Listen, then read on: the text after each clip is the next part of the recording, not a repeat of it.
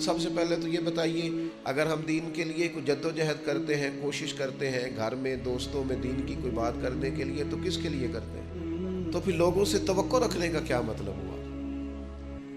داتا گنج بخش علی حجویری رحمۃ اللہ علیہ، میں رات کشف المحجوب دیکھ رہا تھا، داتا صاحب نے عجیب بات لکھی ہے۔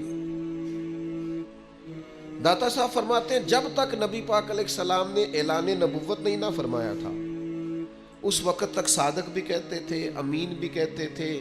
صلہ رحمی کرنے والا بھی کہتے تھے یہ تو غریبوں کا بوجھ اٹھاتے ہیں۔ جتنی دیر تک رسول پاک علیہ الصلوۃ والسلام نے لا الہ الا اللہ کی دعوت نہیں دی تھی،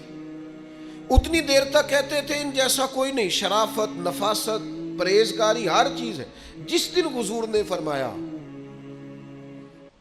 کہ تمہارے بت جھوٹے ہیں، تمہارے نظریات ٹھیک نہیں ہیں، تمہیں بدلنا چاہیے، داتا صاحب لکھتے ہیں جس دن کہا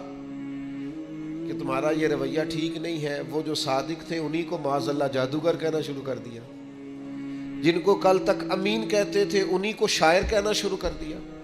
جن کو کل تک آنکھوں کا تارا سمجھتے تھے ان کے خلاف تلواریں اٹھا لی۔ آپ یقین کریں دین کا کوئی کام آپ نہ کریں، آج بھی آپ فقیر مان جائیں، درویش، موٹی سی چادر اوپر اوڑے، تسبیح لے لے، کونے میں بیٹھ جائیں، حضرت صاحب کچھ نہیں کرتے جی، کوئی دین کا کام آپ نہ کریں، کونے میں بیٹھے جی، بڑا فرشتہ آدمی ہے، کسی کو کچھ نہیں کہتا، آپ صوفی مشہور ہے پوری دنیا میں۔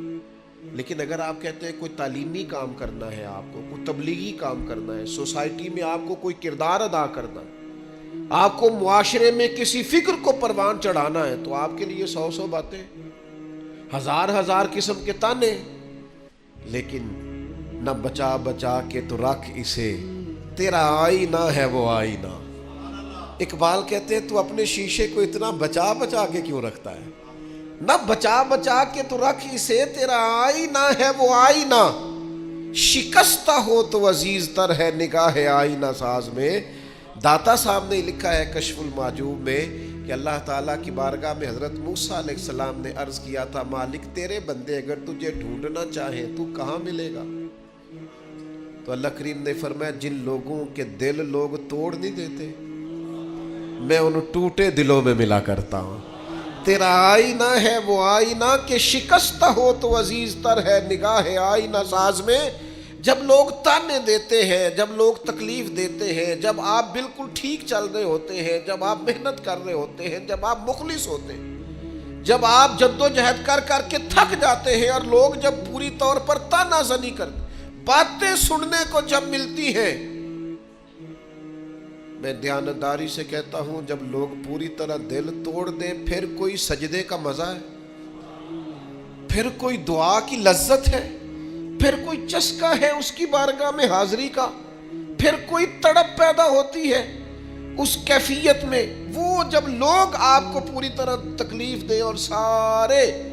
اسباب ظاہری ختم ہو جائیں، وہ جو لذت ہے نا اللہ کی بارگاہ میں جڑنے کی، وہ تعریف والوں کو کئی دفعہ نصیب، ٹوٹے دلوں میں تو رب ملتا ہے، نہ بچا بچا کے تو رکھ اسے، تیرا آئینہ ہے وہ، یہ شکستہ ہو تو عزیز تر ہے نگاہ آئینہ ساز میں۔ میرے عزیز طے کریں کہ اپنے ضمیر کے مطابق فیصلے ہوں گے، اللہ رسول کی رضا پانے کا کام ہوگا، اور اس تعریف سے نکل آئیں گے ہم کہ لوگ ہمارے بارے میں کیا کہتے ہیں۔ میں عرض کر چکا ہوں کہ داتا علی حجویری رحمۃ اللہ علیہ فرماتے ہیں کہ نبی پاک علیہ السلام کو صادق کہتے ہیں، امین کہتے ہیں، صلہ رحمی کرنے والا کہتے ہیں، اور جب کہا لا الہ الا اللہ پڑھو تو پھر جادوگر،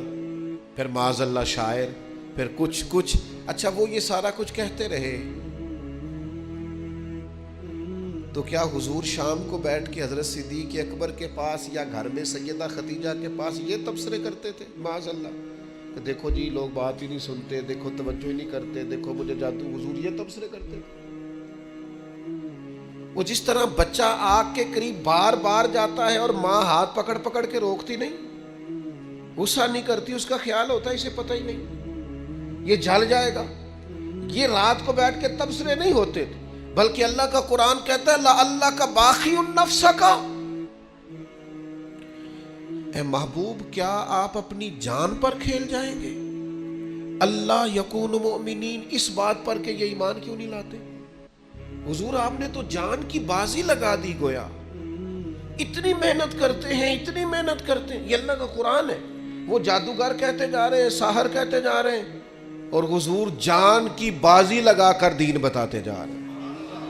یہ مزاج ہے کہ آپ ان لوگوں کے بیچ کھڑے ہو کر انہی کی خیر کی بات کریں، انہی کے حق میں بھلے کی بات کریں جو آپ پر تانا زنی کر رہے ہیں.